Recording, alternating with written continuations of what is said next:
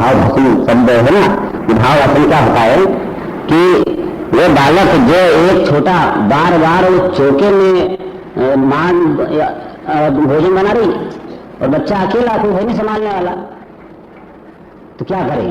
तो वो बच्चा बार बार वो ऊपर माँ के पास चौके पे चढ़ के आता है और वहां पर सीढ़ी जल रही है, कोयले पड़े हैं, गरम गरम तपेलियां पड़ी हैं, वो हाथ जल जाए फिर क्या हो?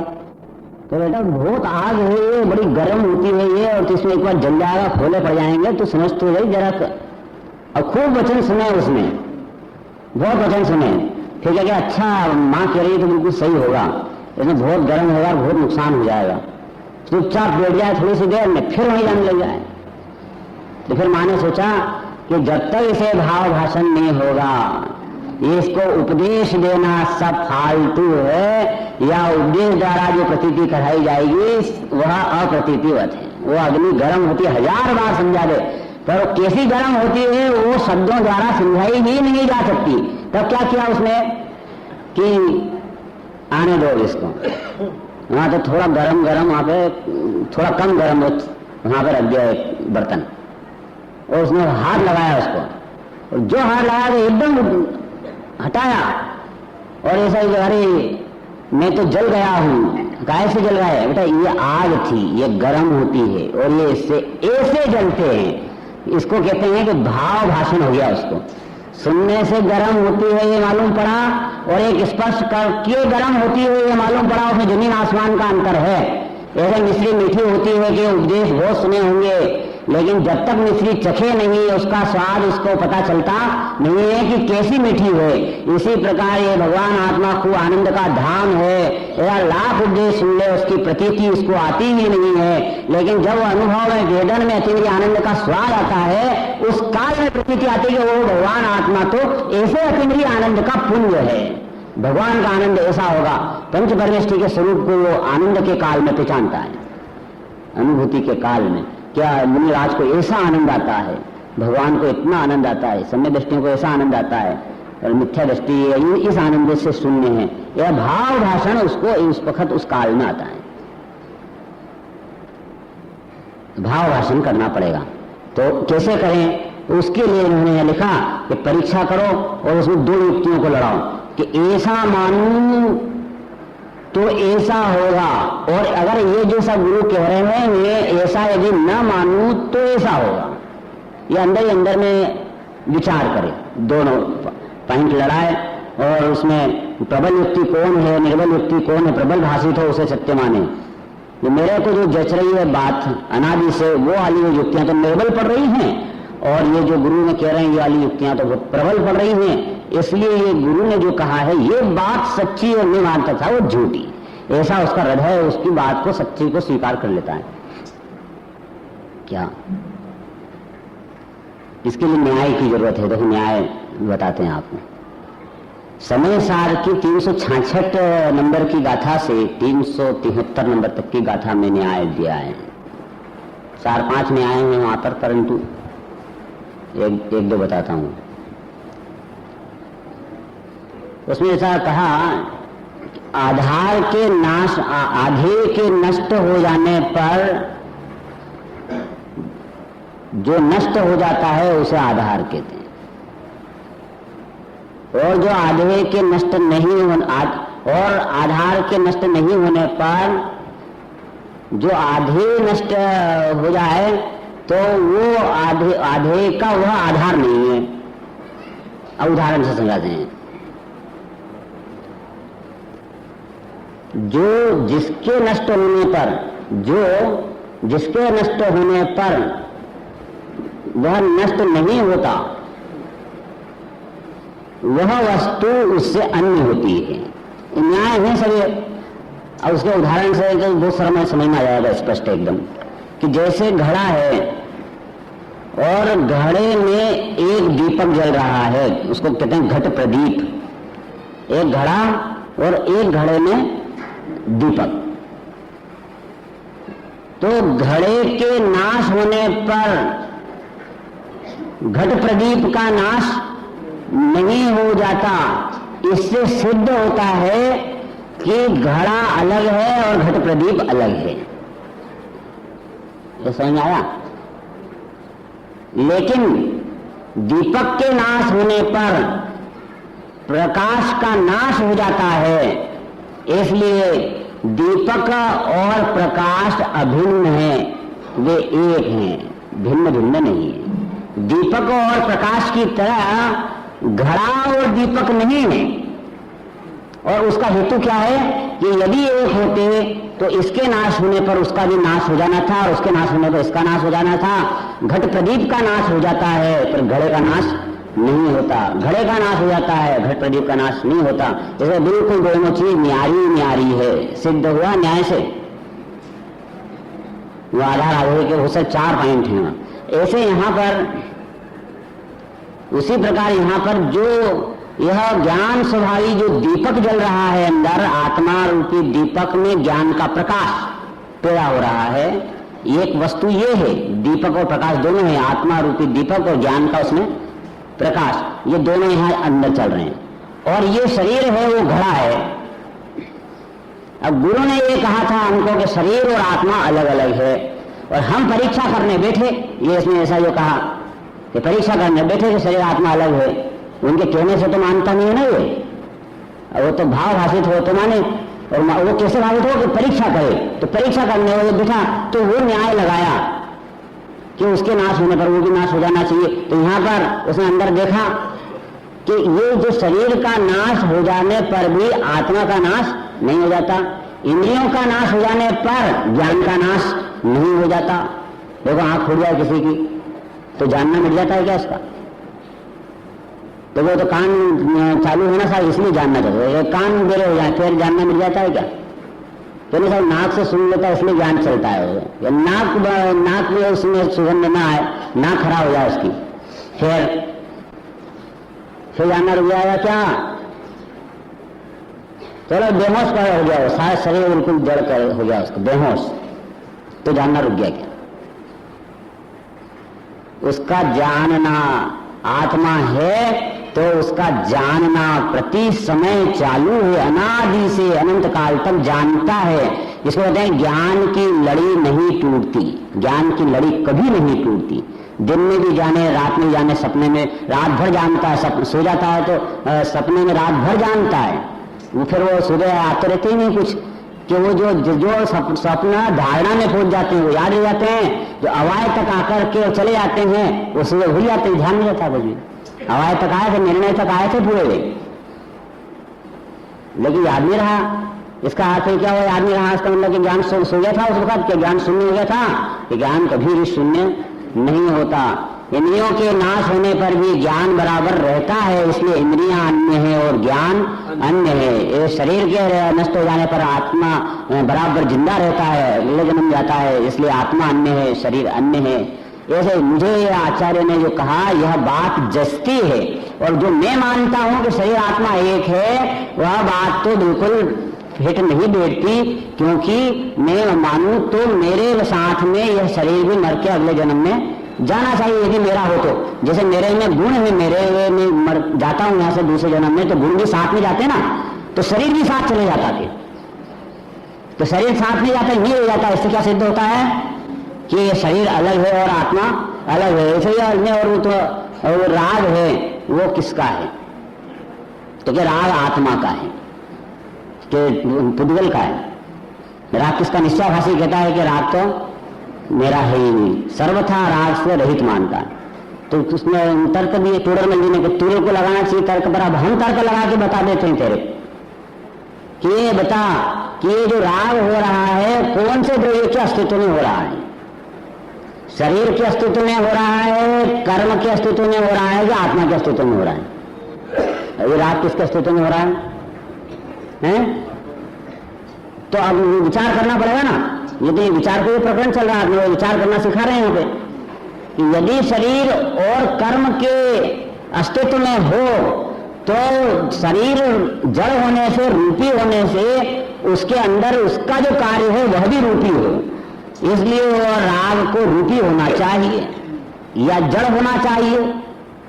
कर्म भी अचेतन है, इस प्रकार राग भी अचेतन होना चाहिए, परंतु यह राग तो चेतन की तरह भाषित होते हैं और अरूपी हैं, इसलिए यह निश्चित है कि यह शरीर का पार्ट नहीं है, राग शरीर का नहीं है और तदनुसार कर्म का भी नहीं है। यह राग है वह निश्चित आत्मा के अस्तित्व में ही है, क्योंकि यह चेतना का अनुसारी है। ये तो हो गया कि किसके अस्तित्व में है। अब इसके आगे ये राग है, उसका कर्ता कौन, ये किसके अस्तित्व में, फिर इसका कर्ता कौन, ये दूसरा प्रकरण कि राग का कर्ता कौन। तो कि राग है सो कार्य है कि नहीं, यह बता, कार्य है कि नहीं, कुछ न कुछ कार्य है ना राग होना, कुछ न कुछ तो कार्य है, और कार्य है तो कारण के बिना नहीं होता। तो ऐसा नहीं है कि कोई उसका कारण नहीं है, कारण तो है, पर कारण कौन है ये विचार करना है कि यदि जीव और कर्म प्रकृति इन दोनों को मिलकर के ये दोनों कारण बनकर के ये राग रूप कार्य को उत्पन्न करते हैं, यदि ऐसा माना जाए तो क्या आपत्ति है। बोलो राग कौन करता है, कर्म करते हैं कि आत्मा करता है? तो कर्म के बिना करता है, कर्म के बिना नहीं करता है। तो इसका तर्क है कि यदि ये दोनों मिलकर पार्टनरशिप है ना, जैसे पार्टनरशिप होती है, अगर पार्टनरशिप में अगर जो नफा नुकसान हुए तो दोनों को, दोनों पार्टनर को होएगा, और नफा होगा तो भी दोनों को होगा। कि नहीं, नफा होगा तब तो ये मैं अकेला रखूंगा, नुकसान होगा तो दो को बांटेंगे, ऐसा होगा। मैंने दो पार्टनर दो वाले के, दो करने वाले, तो कर्ता दो हैं तो भोक्ता भी दो हैं। मैंने कर्ता जो होता है वह भोक्ता होता है, ये नियम हो गया, ये व्याप्ति हो गई एक तरह से कि जो करता है वह भोक्ता होता है। अगर दो मिलकर के कार्य कर रहे हैं, राग कर रहे हैं, कर्ता दो हैं, तो भोक्ता भी दो होना चाहिए, यानी कर्म का जो फल आएगा वह भी दोनों को भोगना चाहिए, यानी जीव को भी भोगना चाहिए और पुद्गल को भी भोगना चाहिए। लेकिन तो उसका फल आता है तो अकेला जीव ही भोगता है और पुद्गल नहीं भोगता।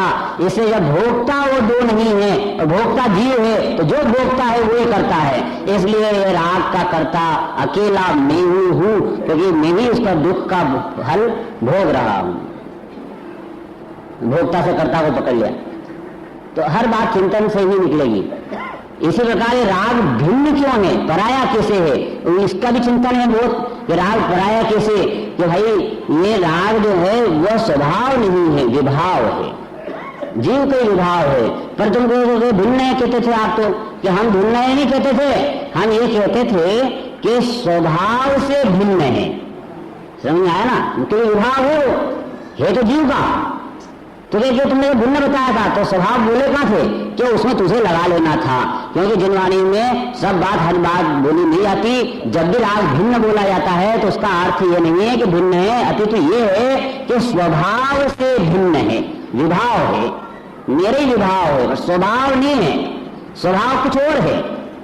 जैसे जल का स्वभाव शीतलता है, उष्णता उसका स्वभाव नहीं है। तो जब पानी गर्म हो जाएगा, जब अग्नि पे चढ़ाने से पानी गर्म हो जाएगा, तब क्या करेंगे, जल का वो जो गर्म है वो विभाव हो जाएगा, कि जल का विभाव खिलाएगा कि नहीं खिलाएगा। लेकिन हम जब जल का विभाव हो जाने पर भी, गर्म हो जाने पर हम जब उसके स्वभाव की बात करेंगे जल की, तो क्या बोलेंगे कि यह जो जल है, यह जो उष्णता है उसमें, यह उसका स्वभाव नहीं है, यानी उष्णता उस पानी की नहीं है, ऐसा बोलने में आएगा। तो कैसा आपको स्पष्ट करके बोलना था कि उसका स्वभाव नहीं है। हमको तो शंका हुई कि उष्णता का पानी की नहीं, तो पानी ठंडा है, कि तो तेरे को समझना पड़ेगी ये वाली बात। तो देखो ऐसा हुआ कि वहां पे एक मालिक ने ये कहा नौकर से कि जाओ घोड़े को पानी दिखा के ले आए, और पानी वहां पे गया और वापिस ला करके तालाब के वहां से घोड़े को बांध दिया। अब उसको तो प्यास लगी जोर से, तो वो हिनहिनाया, तो मालिक ने क्या तेरे को मैंने कहा था और घोड़े को तो पानी पिला के लाया कि नहीं लाया। अरे साहब कहाँ पानी पिला के, आपने कहा था कि पानी दिखा के लाओ, तो मैं तो वहां जाकर दूर से उसको दिखाया पानी और आगे ला के बांध दिया। अरे मूर्ख, तेरे को जो शब्द कहे जाते हैं उसका भाव समझना चाहिए, अर्थ समझना चाहिए, भाव भाषण। तेरे को भाव नहीं पकड़ेगा शब्द में, शब्द म्लेच्छ बनेगा तो माल नहीं मिलेगा। विभाव राग भिन्न है, उसका भाव यह है कि तेरा स्वभाव से भिन्न है, न कि उस अस्तित्व उसका भिन्न है। स्वभाव के अस्तित्व में नहीं है वो। ये इतनी सी बात को नहीं समझ पाता है और उसको भिन्न भिन्न समझता है। देखो अब ये जल का स्वभाव शीतल है, जल में जो उष्णता है वो विभाव है। विभाव क्यों है कि पर निमित्त से हो उसे विभाव कहते हैं। तो अग्नि के निमित्त से हुई है चूंकि, इसलिए वह विभाव। स्वभाव किसे कहते हैं कि निमित्त के हट जाने पर जो सहज उत्पन्न हो उसे स्वभाव कहते हैं। अग्नि के हट जाने पर जो जैसा पानी में जो प्रकट होगा अपने आप सहजता में, तो शीतलता आएगी, इसलिए वो शीतलता उसका स्वभाव है।